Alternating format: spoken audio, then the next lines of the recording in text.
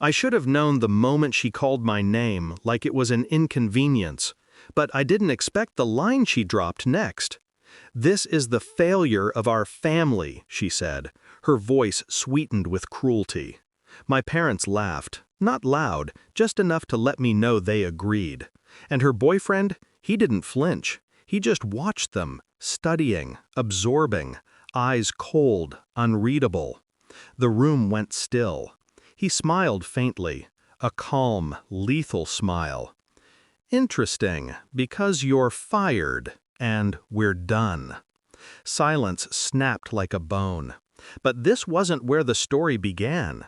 This was where it ended.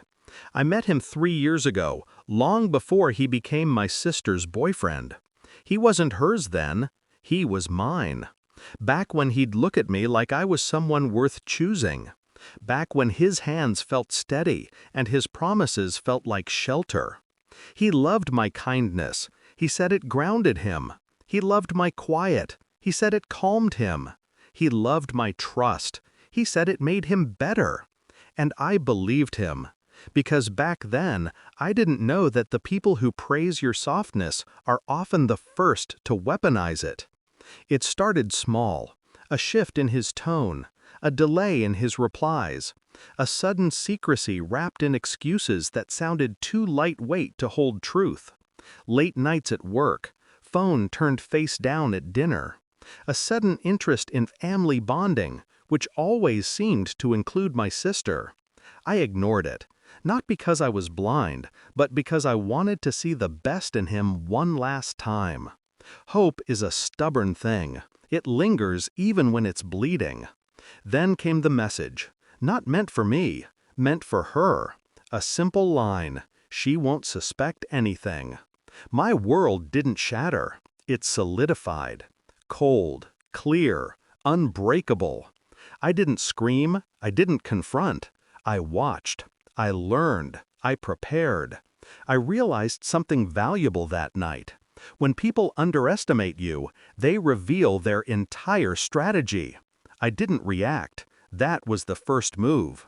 I kept the same smile, the same tone, the same predictable softness they all counted on. Quiet makes people bold.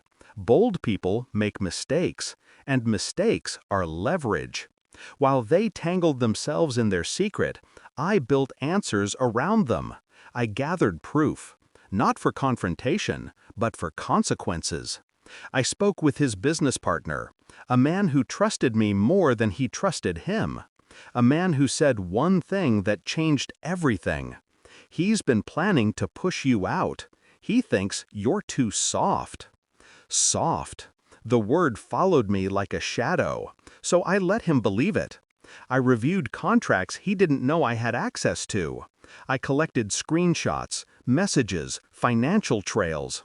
I kept everything organized, labeled, dated, undeniable.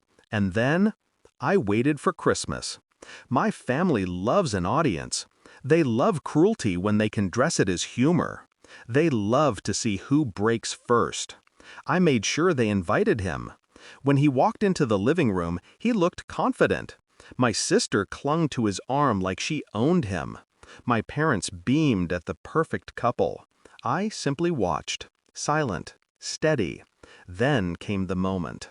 My sister pulled him closer and said loudly, "Mom, Dad, look! The failure of the family is still single." They laughed as if rehearsed. He remained quiet. That was the first sign things were about to turn. His silence wasn't guilt. It was calculation. The room settled into an uncomfortable hush. Then he spoke. Just one line. "Interesting, because you're fired, and we're done." My sister's smile faltered first. She looked at him, confused, waiting for the joke. But he wasn't joking, not even a little. He pulled out the printed file I gave him 2 weeks earlier.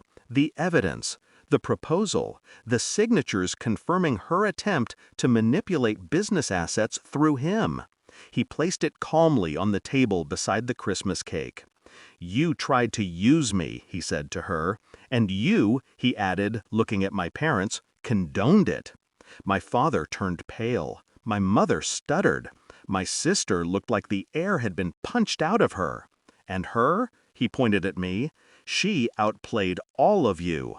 Their heads snapped toward me. That was the payoff.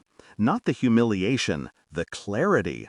They finally saw what they never bothered to look at. Not weakness, not softness, not failure. Control. Calculated, quiet, unshakable. He left that night, not with my sister, not with my parents, with the consequences I orchestrated. And me? I didn't gloat, I didn't smirk, I didn't throw a single punchline. I simply exhaled. For the first time in years, I felt the air clear around me, sharp, clean, mine. Revenge isn't loud, it isn't messy, it isn't fire, it's precision. It's timing. It's knowing exactly when to let someone witness the empire they built on your bones collapse under their own weight.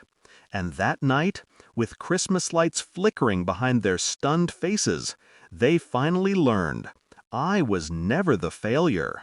I was the warning they ignored.